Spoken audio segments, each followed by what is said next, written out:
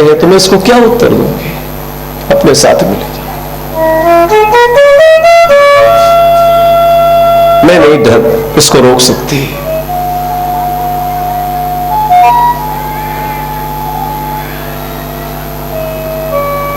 लक्ष्मण जी महाराज आए। लक्ष्मण ने क्रोध किया पिता के ऊपर। भगवान श्री राम ने लक्ष्मण को समझाया है, लक्ष्मण पिता के ऋण से कोई ऋण हुआ है क्या? और पिता ने हमको यदि आदेश किया है तो जाना चाहिए, लेकिन तुम्हारा कर्तव्य बनता है कि पिता की सेवा करो। लक्ष्मण जी महाराज ने कहा, मैंने आज तक कभी दूसरे को कुछ माना नहीं।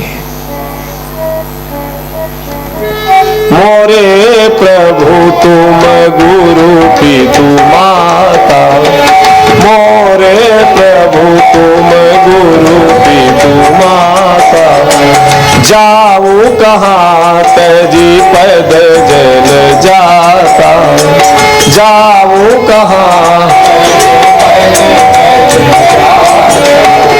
मोरे सबई एक तुम स्वामी, मोरे सबई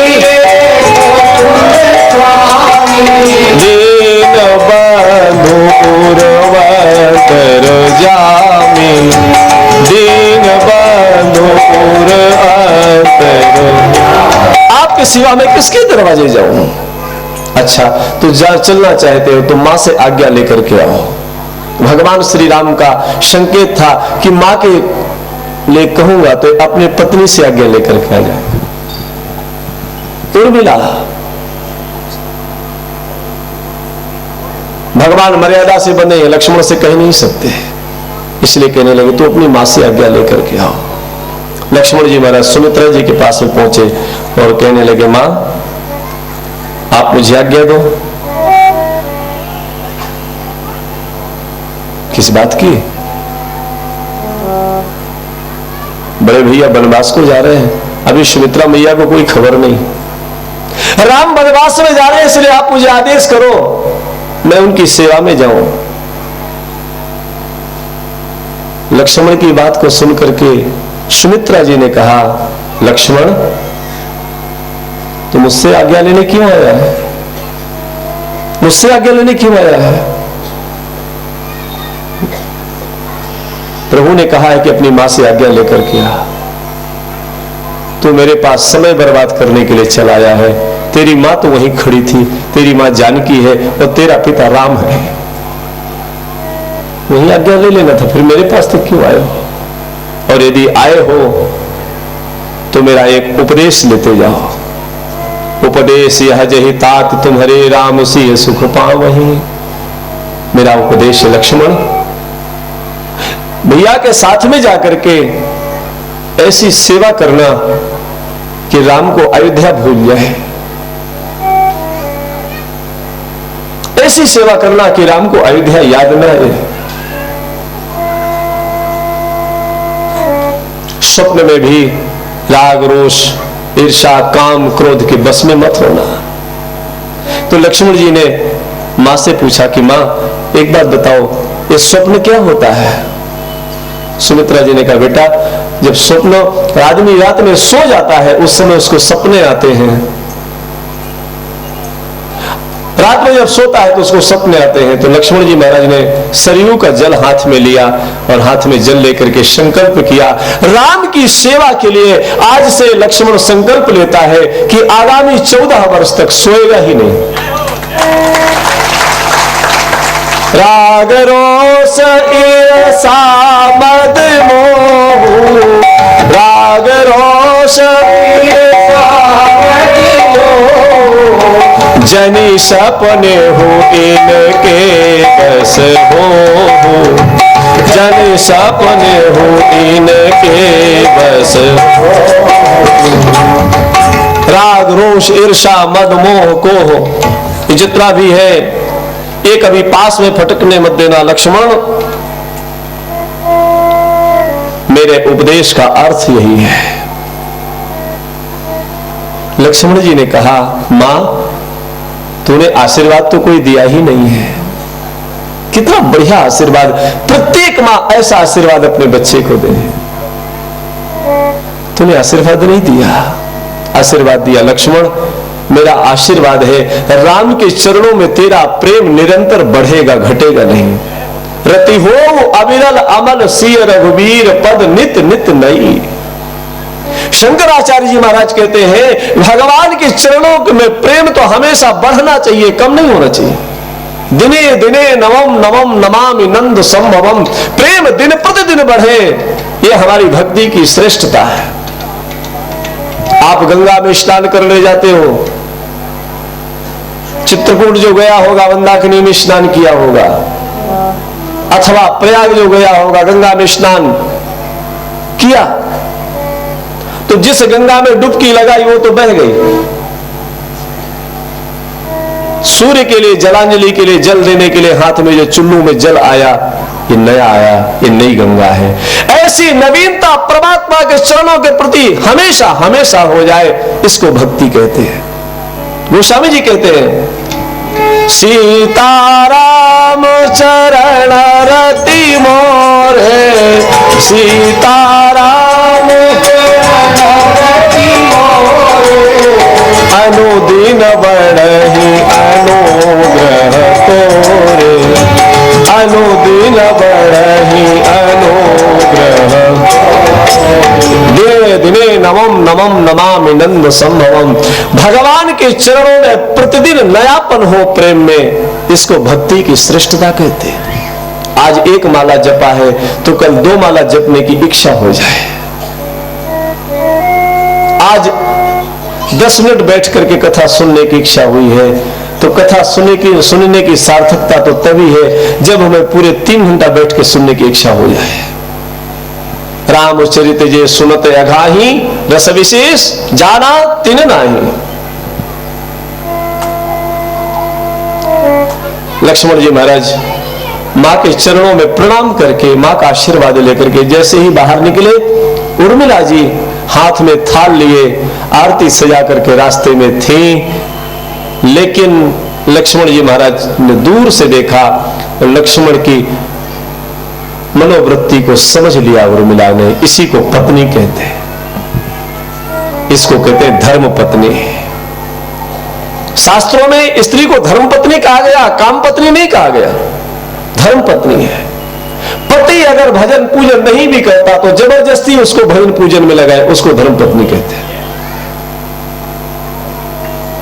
जान रही थी मेरे स्वामी मेरे पति देव प्रभु की सेवा में जा रहे हैं तो मैं बीच में विघ्न क्यों बनूं।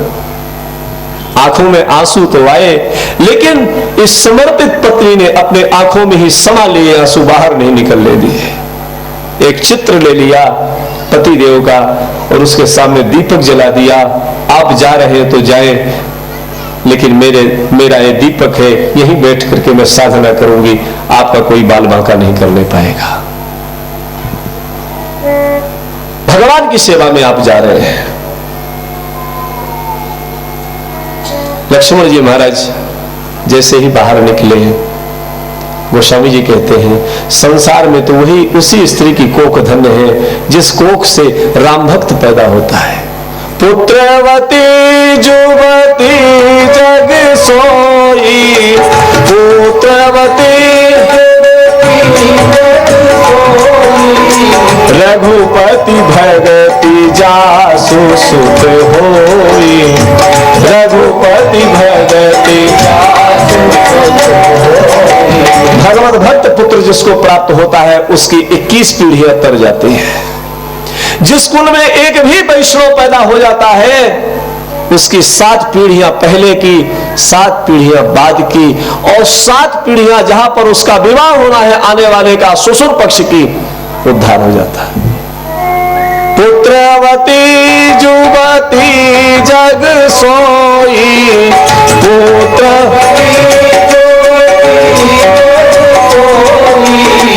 रघुपति भगति जासु सुत होई, रघुपति भगति। लक्ष्मण जी महाराज, श्री किशोरी जी, जानकी जी भगवान श्री राम कौशल्या मैया को प्रणाम करके, कौशल्या मैया ने राम जी से कहा, राम तू जा रहा है, तेरे वियोग में मैं रह पाऊंगी क्या, तुझे विश्वास है? भगवान श्री राम ने कहा, मां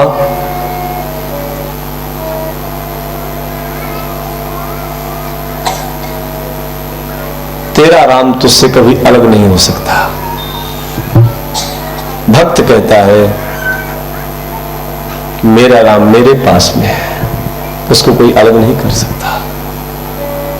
गोपिकाओं ने उद्धव जी से कहा था, उद्धव गोविंद मथुरा में कोई और, लेकिन मेरो गोविंद मोही मोही में रहत है, दूसरी जगह नहीं जाता।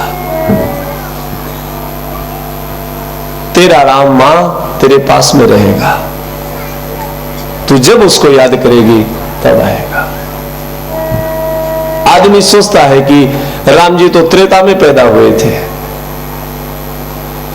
राम जी आज भी प्रत्यक्ष है।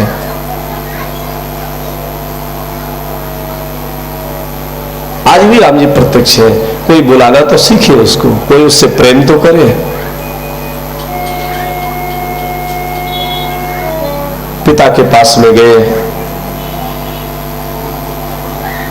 तीनों को खड़ा देख करके कैकेयी दौड़ करके बलकर वस्त्र तपस्वी भेष में जो पहनना होता है, राम के सामने ला करके रख दिया। भगवान श्री राम ने मुस्कुराते हुए वस्त्रों को धारण कर लिया। हर्ष विषाद न कछु मन माहि, कोई हर्ष नहीं है, कोई विषाद नहीं है, यही परमात्मा का स्वरूप है। थोड़े सुख में सुखी, थोड़े दुख में दुखी हो जाना, ये जीवात्मा का स्वरूप है। न सुख में सुखी न दुख में दुखी, ये परमात्मा का स्वरूप है। ऐसे आचरण जिसके अंदर आ जाए वो भगवान होता है। संसारी का स्वभाव है, थोड़ा सुख मिल गया तो फूल गया, थोड़ा कष्ट मिला तो दुखी हो गया। आदमी दुख तो ठीक है, सुख भी नहीं पचा पाता। दुख तो अपनी जगह की बात है, लेकिन सुख नहीं पचा पाता। एक आदमी था, उसको हार्ट की बीमारी, हृदय गति उसकी बार बार रुकी, तो उसके 4 बच्चे थे और 4 लड़के उसके पास में। उसको 1 करोड़ की लॉटरी खुली। बालकों ने सोचा कि अगर पिताजी को बता दिया जाएगा कि तुमको 1 करोड़ रुपया मिला है, तो कहीं इतनी खुशी सुन करके खत्म ना हो जाए, कोई गड़बड़ ना हो जाए। तो पिता के जो डॉक्टर थे, जो रोज दवा करते थे, पिता को देते थे दवा, डॉक्टर साहब आए तो लड़कों ने कहा कि अंकल जी, कैकेयी ने बलकर वस्त्र ला करके दिया तो भगवान श्री राम ने सहज में धारण कर दिया। लेकिन कैकेयी की बुद्धि इतनी बिगड़ चुकी थी कि श्री जानकी जी को भी बलकर वस्त्र ला के दे दिया। वशिष्ठ जी ने दौड़ करके हाथ से छीन लिया कपड़े को। कैकेयी, तेरी बुद्धि बिल्कुल बिगड़ चुकी है। अरे वनवास तो राम का हुआ है, सीता का थोड़ी हुआ है। वो तो पतिव्रत धर्म निभाने के लिए साथ में जा रही है, बलकर वस्त्र धारण नहीं करेगी।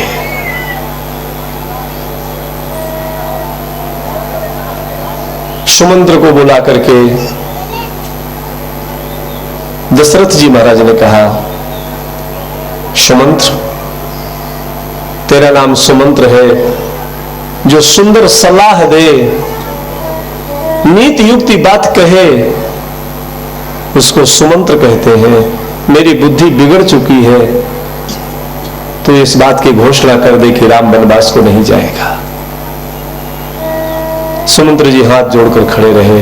यदि तू इतना नहीं कर सकता तो इतना कर दे कि राम को रथ में बिठाल करके जंगल में 4 दिन घुमा करके वापस ले आ। यही उसके लिए 14 वर्ष हो जाएंगे।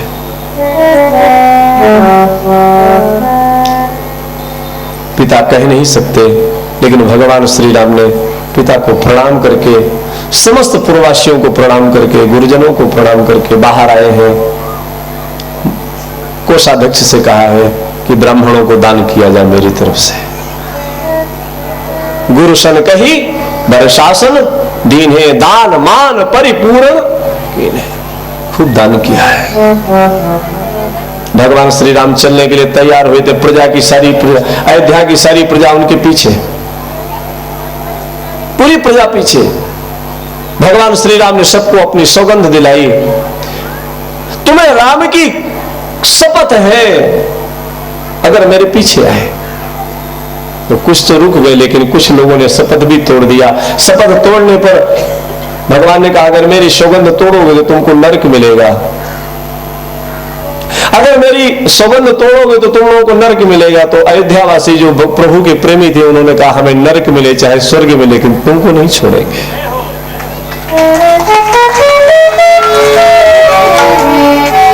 अर्थ चाहिए न धर्म काम चाहिए, अर्थ चाहिए न धर्म काम चाहिए, कौशिला कुमार हमें राम चाहिए, कौशिला कुमार हमें राम चाहिए।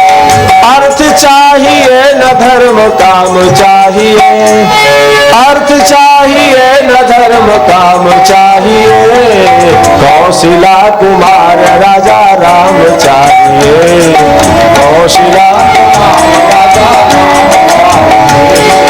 धर्म चाहिए न अर्थ काम चाहिए, धर्म चाहिए न अर्थ काम चाहिए, कौशिला कुमार हमें राम चाहिए, कौशिला कुमार हमें राम, कौशिला कुमार हमें राम चाहिए, कौशिला कुमार।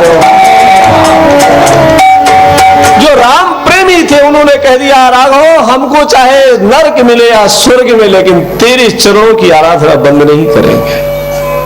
ये अनन्यता, ये अनन्यता जीवन में आ जाए, इसको संकल्प कहते हैं, संकल्प कहते हैं। पीछे पीछे चल दिए। कौशल्या मैया बाहर खड़ी होकर के देख रही है, राम लक्ष्मण जानकी तीनों जा रहे हैं बनने के लिए। महाराज दशरथ ने सुमंत्र जी से कहा कि राम को वापस ले आना। अगर राम वापस ना आए, लक्ष्मण भी आज्ञा न माने, तो राम से कहकर के सीता को वापस लेना। मैं जनक को कौन सा मुंह दिखाऊंगा कि तेरी बेटी में ब्याह करके ले गया तो उसको 14 साल के लिए वनवास में भेज दिया।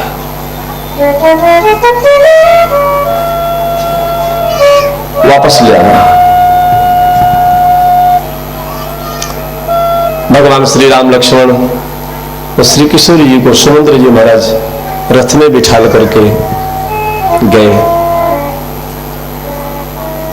तमसा किनारे प्रथम दिवस व्यतीत हुआ।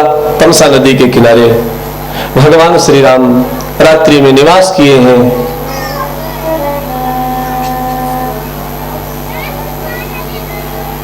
रात्रि में वही सब सोए। सुमंत्र जी महाराज से भगवान श्री राम ने कहा, सुमंत्र जी अगर मैं सब प्रजा को लेकर के चला जाऊं तो मैं अपने पिता से विश्वासघात करूंगा। अयोध्या के राज सिंहासन के साथ मेरा विश्वासघात माना जाएगा।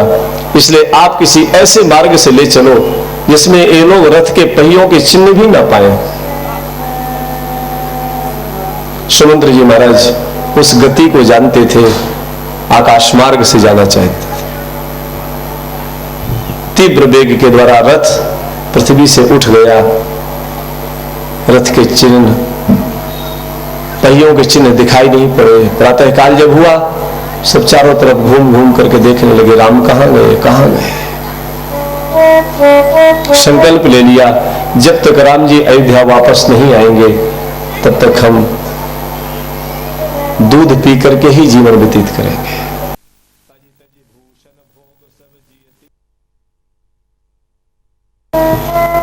आज के बाद से हम कोई भोग स्वीकार नहीं करेंगे, स्त्री का मुख नहीं देखेंगे,